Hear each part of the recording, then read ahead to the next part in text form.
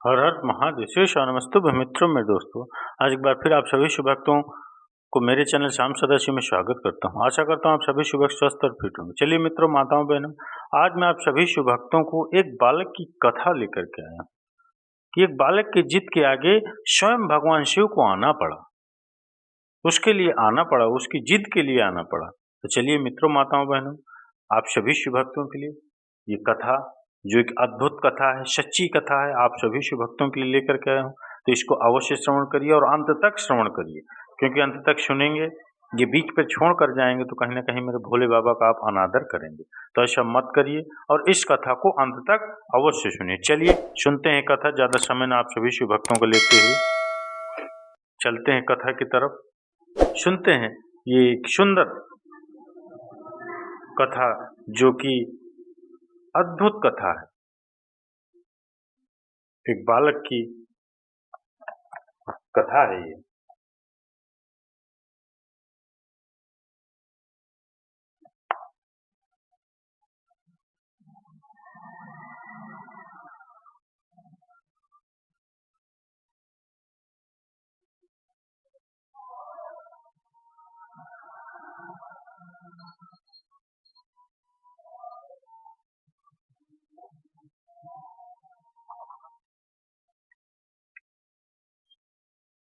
एक देवी थी और एक उनका छोटा सा बच्चा था, अबोध। 5-6 साल का होगा, 4-5 साल का अबोध बालक था।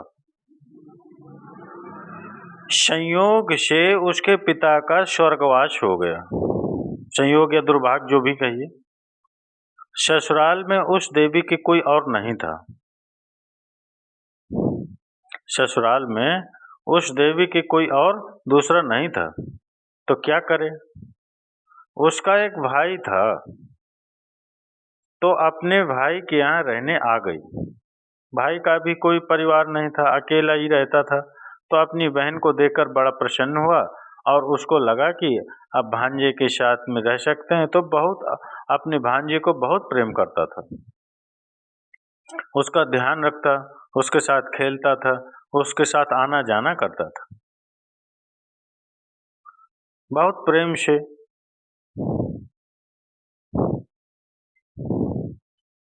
भगवान जब कुछ लेता है तो कोई न कोई सहारा, कोई न कोई अवलंब देता ही है। लेता भी है तो देता भी है। यही स्वभाव है मेरे ठाकुर जी का, जो लेता है तो देता है, कुछ न कुछ तो देता ही है। एक दिन उसके मामा ने उस बच्चे से कहा, बेटा मुझे धन कमाने के लिए विदेश जाना और मुझे जाना ही पड़ेगा। तो उस बच्चे ने कहा, मामा मैं तुम्हारे बिना कैसे रहूंगा, तुम ही तो मुझसे जो प्रेम करते हो। बोले, चिंता मत कर, मैं बहुत जल्दी वापस आ जाऊंगा। मैं वहां से तेरे लिए वस्त्र लाऊंगा, खिलौने लाऊंगा, मिठाई लाऊंगा, और गांव में ये सब चीजें मिलती नहीं, तो नगर में जाऊंगा तो वहां से मिल जाएगा। बोल ठीक है, जल्दी लौट आना। बोले हाँ, जल्दी लौट के आऊंगा। उस बालक का मामा नगर नगर के लिए चला गया, और जब वो बालक का मामा नगर के लिए चला गया तो बालक नित्य प्रतीक्षा करता है, आ जाएगा, कल आएगा, मामा आएगा, कल आएगा, कल आएगा। बहुत समय निकल गया, मामा नहीं आए। महीना, 2 महीने, 4 महीना। एक दिन माँ बीमार पड़ गई। माँ ऐसी बीमार पड़ी कि माँ से भोजन भी नहीं बन रहा है। माँ लेटी हुई है। सुबह से दोपहर, दोपहर से थोड़ा और ढलान हो गया दिन का।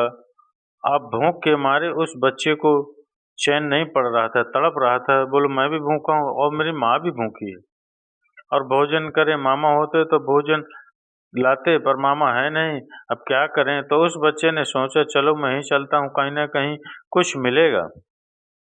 तो गांव में भ्रमण करते करते देखा कुछ नहीं, फिर गांव के बाहर गया तो एक वृक्ष था, आम का वृक्ष था, और उस आम के वृक्ष पर आम लटके हुए थे। आम लटके हुए थे उस वृक्ष पर। अब वो बच्चा प्रयास कर, उसने सोचा उसने कि मैं इसमें आम लगे हैं, मैं खा लूं और मैं अपनी माँ के लिए ले चलूं, तो मेरी माँ भी कुछ खाएगी तो ठीक हो जाएगी। ये भाव उसके मन में था।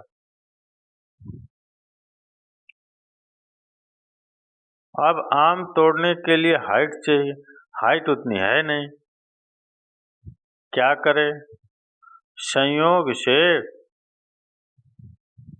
उस आम के वृक्ष के नीचे ही शिवलिंग था। उसने सोचा कि ये शिवलिंग किस काम में आएगा, इसी पे चढ़ जाता हूँ। और शिवलिंग पर चढ़कर वो आम तोड़ने लगा। और जब शिवलिंग पर चढ़कर वो आम तोड़ने लगा, उसे आम तोड़े एक दो। उसने में गांव के 2-4 आदमी जा रहे थे, उसने बड़ा डांटा उसे, अरे तुझ में अकल नहीं, तू ऐसा, शिव जी पे खड़े होकर आम, शर्म नहीं आती तुझे? अब उन्होंने जब डांटा तो डांट के कारण उसके आंखों से आंसू बहने लगे। और आंसू जब नेत्र से गिरे तो उस बच्चे के नेत्र के आंसू शिवलिंग पर गिरे। वो डांट तो फटकार के चले गए, और ये आंसू नेत्र से जब गिरे तो शिवलिंग पर गिरे। ये बालक उतरा और उधर चरणों में शिव जी से लिपट कर रोने लगा, मैंने अनजाने में बड़ा अपराध कर दिया, आम प्राप्त करने के चक्कर में आपका अपराध कर दिए, त्राहि माम प्रभु, मुझे क्षमा करो। रोने लगा। रो कर उसने अपने नेत्र के जल से शिवाभिषेक कर दिया। और जो रो कर उसने शिवाभिषेक किया तो शंकर भगवान, अपने भक्त का ये दुख देखा नहीं गया, और शंकर भगवान वहां पर प्रकट हो गए और वरदान मांगो, कहा वरदान मांगो। बोले शंकर भगवान की जय। शंकर भगवान ने कहा, बालक हम तुमसे बड़े प्रसन्न हैं, मांगो क्या वरदान चाहते हो? हे प्रभु मुझे क्षमा कर दो, मुझसे जघन्य अपराध हो गया, मैं आपके शिवलिंग के ऊपर चढ़ गया, ये अनजाने में अपराध हो गया, मैं तो बहुत पापी हूँ। हे प्रभु, हे शिवक, हे महादेव, हे महाकाल, मुझे क्षमा करो। महादेव कहते हैं, जिसे तू अपराध समझ रहा है उसे मैं समर्पण समझ रहा हूँ। लोग फूल चढ़ाते हैं, बेलपत्र चढ़ाते हैं, थोड़ा सा बेलपत्र चढ़ाकर, पुष्प चढ़ाकर वो समझते हैं कि हमने बहुत बड़ा काम किया, उसके बदले भी बहुत चीजें मांग लेते हैं। और तू कितना श्रेष्ठ है, तू सारा चढ़ गए और अपने नेत्रों के जल से तूने मेरा अभिषेक कर दिया, तूने मेरे नेत्रों के जल से। बता क्या वरदान चाहता है, जो मांगेगा सो दे दे, बता क्या चाहिए तुझे। उस बालक ने कहा, मेरी माँ बीमार है, उसे स्वस्थ कर दो। महादेव बोले, हे मस्तु, तेरी माँ स्वस्थ हो जाएगी, और मांग। महाराज हमारे मामा नहीं आए, बहुत दिन से गए हुए घर से बाहर, हमसे कह के गए थे कल परसों आ जाएंगे। वो कह रहे थे वस्त्र लाएंगे, खिलौना लाएंगे, मिठाई लाएंगे। अरे मिठाई खिलौना सब छोड़ दो, मामा को भेज दो। भगवान ने बोले, घर जाओ, जल्दी आ जाएंगे तुम्हारे मामा, और मांगो। बोले इतना ही बहुत? बोले नहीं, और मांगो, हम तुमसे बड़े प्रसन्न हैं, और मांगो। बोले महाराज इन आमों का क्या करूं, आप ही खा लो इन आमों को। भगवान बोले नहीं, फल की टोकरी दी, बोले ये फल अपने साथ ले जाओ और तुम भी पाना, अपनी माँ को भी खिलाना, सब बहुत अच्छा होगा, अब तुम स्वस्थ रहो, तुम्हारी माँ स्वस्थ रहे। ऐसा कहकर शंकर भगवान वहां से अदृश्य हो गए। और वहां जब वो घर लौट कर आया बालक, तो उस बालक ने देखा कि उसकी माँ रसोई बना रही है। उसकी माँ रसोई बना रही है। माँ तुम तो बीमार थी, तुम क्यों रसोई बना रही, बैठो, मैं तुम्हारे लिए फल लाया हूँ, आम खा लो। तो उसकी माँ ने कहा, पुत्र पता नहीं तेरी जाते ही कुछ देर पहले अचानक से कोई ऐसी ऊर्जा प्राप्त हुई जिसके कारण जो मुझे पहले लग रहा था कि मैं बीमार हूँ, अब मुझे ऐसा कुछ फ़ील नहीं हो रहा। अब तो ऐसा लग रहा है कि पहले से भी ज़्यादा स्वस्थ हूँ। अब तो एकदम स्वस्थ हो गई। और मुझे पता है कि तूने सुबह से भोजन नहीं किए, इसलिए मैं तेरे लिए भोजन बना रही हूँ, भोजन कर ले। तो उस बालक ने कहा, माँ जानती हो आज क्या हुआ? आज शंकर भगवान ने मुझे दर्शन दिए और ये फल दिए हैं माँ, ये फल ग्रहण करो। अपने बालक को गले से लगा लिए। भगवान भोलेनाथ कृपा करें, सबके घरों में ऐसे बालक हों जिनके ऊपर शिव भक्ति, शिव कृपा उन्हें प्राप्त हो। ऐसे 2-4 दिन निकले।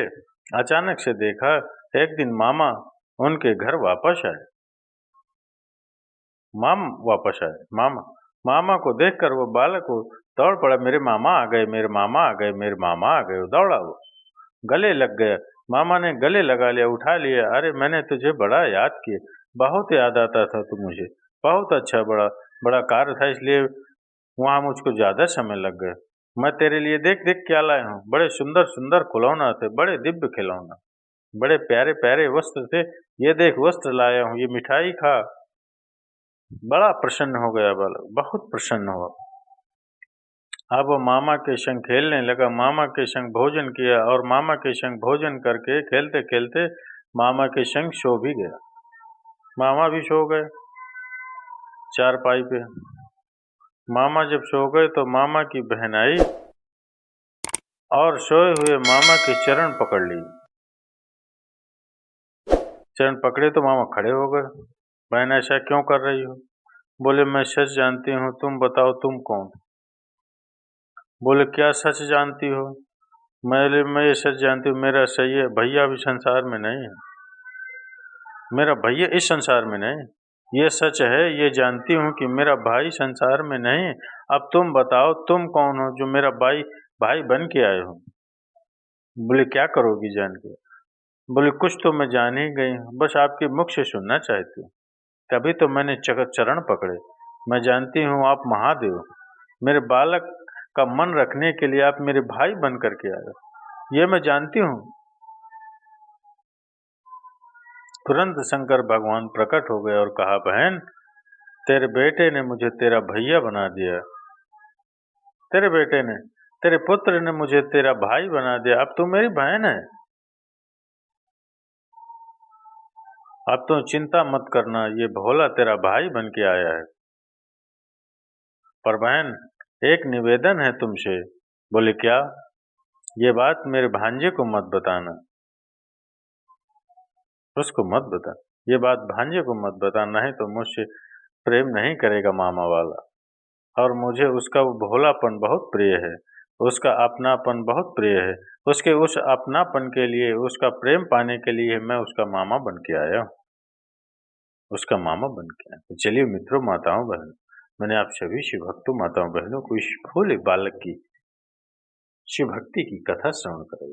तो अगर ये कथा अच्छी लगी हो आप सभी शिव भक्तों माताओं बहनों को, तो मेरे बाबा के लिए एक लाइक और कमेंट्स में उनका जयकारा हाजिरी के रूप में अवश्य, जो इच्छा हो अवश्य करिए। हर हर महादेव, शीशा नमस्तुभ्यं, जो भी अच्छा लगे वो आप अवश्य कमेंट्स के माध्यम से लिखिए। तो चलिए मित्रों माताओं बहनों, इस तरह के अगले वीडियो के लिए मिलते हैं अगले वीडियो में। तब तक के लिए आप सभी शिव भक्तों से विदा लेता हूँ। हर हर महादेव, शीशा नमस्तुभ्यं।